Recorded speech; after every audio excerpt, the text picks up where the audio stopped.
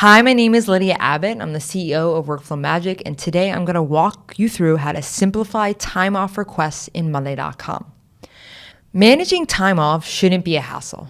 Whether you have a small or large team, you need a system that provides visibility into who's off, how many days they've taken, and how many days they have left.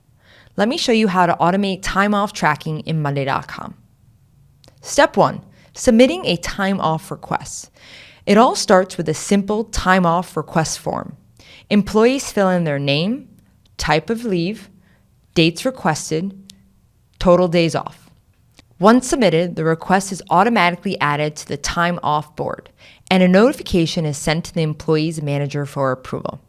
Step 2, tracking PTO and sick days. Our time off tracker board keeps everything in one place. Here's what it tracks for each employee.